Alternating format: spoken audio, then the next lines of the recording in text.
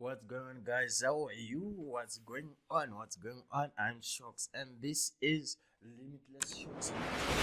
I'm back, guys. Welcome back. Today we are here to discuss the 3-rule strategy no one talks about. So we are going to talk about what these are the guys I'm not talking about. So it's a 3-rule strategy, 3 rules, and we are in, and we are going to be using limit entries right up.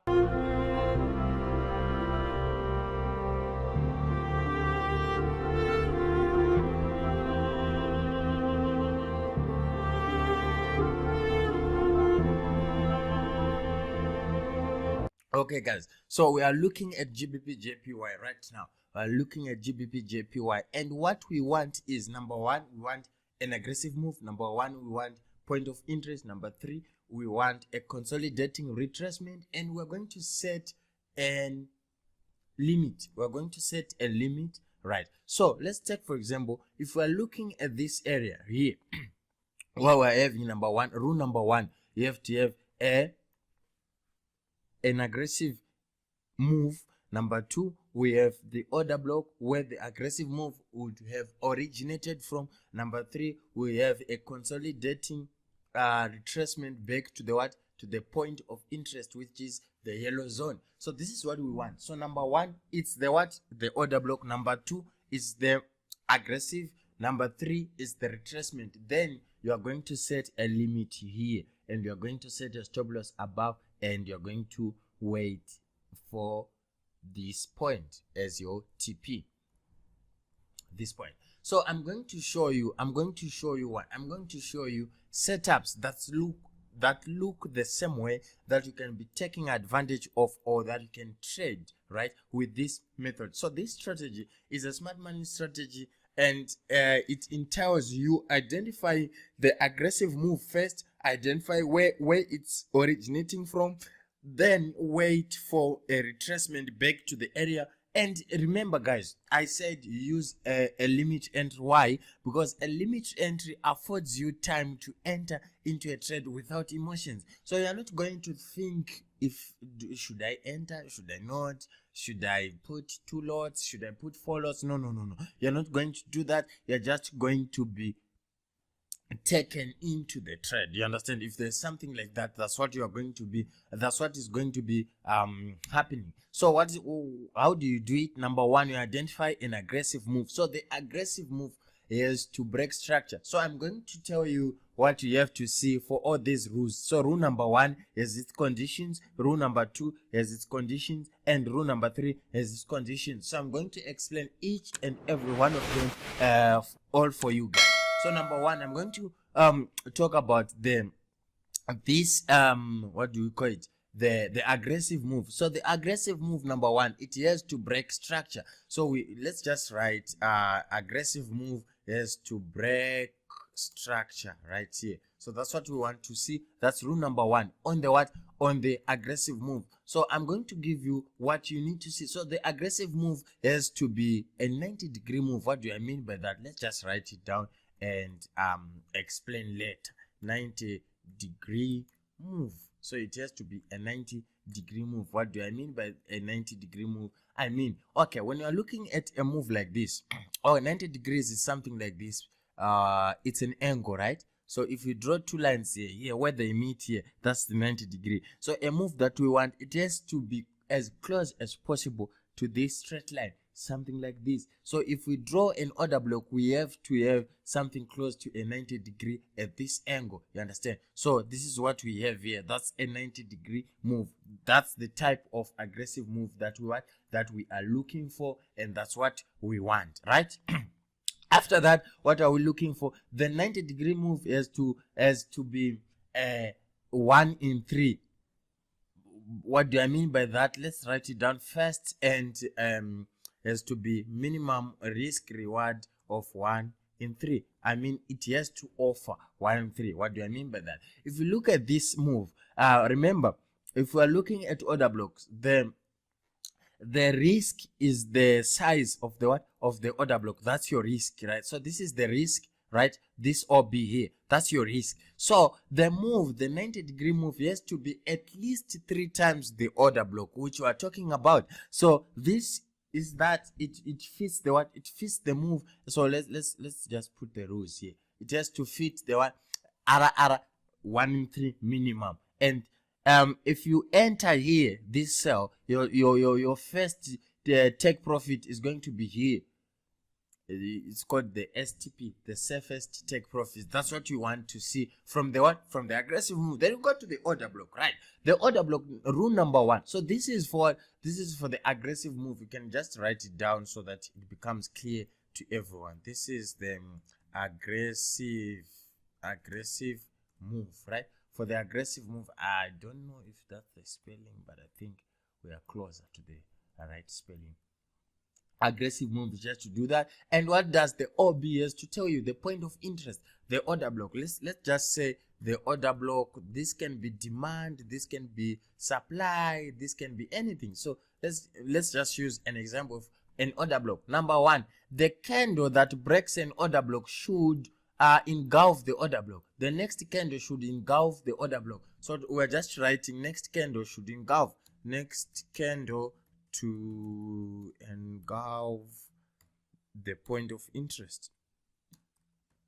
All right, to engulf the point of interest. What do I mean by that? If we have an order block like this, the next candle that we are not marking should engulf, or it should be bigger than the what? The OB, right? In this case, like this, or like what you are seeing at this OB, the next candle should engulf the order block, and the order block should be fresh. Understand? The order block should be fresh. It should be a fresh zone.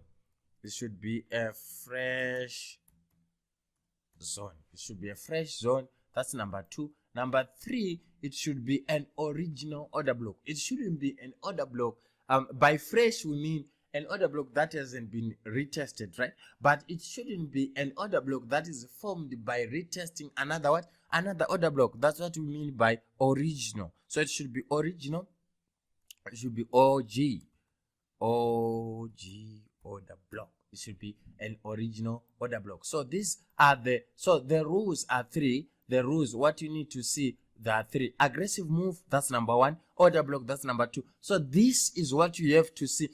For you to identify a very good aggressive move, you have to see these conditions that I've told you. Then for you to identify that this is a good order block, you have to see these 3 conditions. What's next? Next, you have to see the retracement. So we have 3 things. We have the aggressive move, the order block, and the retracement. What does the retracement has anything to do with this? So for you to make sure that price is more likely to respect your order block, the retracement should be steady. It shouldn't be aggressive. Remember, aggressive move is where is the direction of the aggressive move is the direction that you want when you are trading, right? So you don't want the retracement to be what?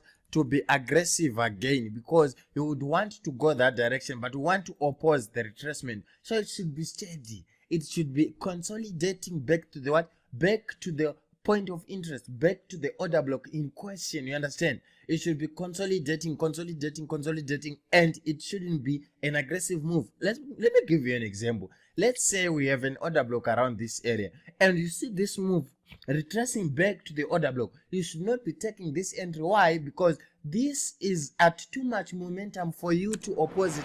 It's like catching a falling knife. You understand? I heard this somewhere. It's like catching a falling knife. You understand? You don't want to do that. I don't know what it means exactly, but it's like that. You understand? So the retracement. Then after that, what are we going to do? We are going to set either a buy limit or a sell limit. Why? Because we don't want our emotions to mess up our analysis. If you done an analysis before where you would be like, yeah, this is a very good analysis, then when price comes, you mess up the entry and you get stopped out and price moves the way you had planned prior. You understand? So that's what we are trying to get out of your trading. We want to use limits. Why? Because limits, you can be tagged in the trade whilst you are not on the charts, you can just come back to the charts and you see you're in deep profit. Yeah, things like that. We want those kind of surprises, you understand? We want those kind of surprises, you understand? If you like limit entries, just let me know in the comment section below. Just let me know you like limits, and we can get you a lot of content on limits. If you like limits, let me know. I want to know who like limits and who doesn't. If you don't like limits, let me know and give me a reason why you don't like them. So you understand, this is what we are doing. So let's look at a few examples of this. You understand, this is an order block, right? Breaks out, comes back to the to retest the what, comes back to retest the OB. Don't know if this is the OB I was meaning, but nevertheless they all look the same. Understand, this is a steady move I'm talking about. Back to the what? Back to the order block. So you can be tagged in here. Let's look at the time. So you have to know time again. So this is 6, so this is around 8 my time, because this is GMT and my time is GMT plus 2, so that's 8.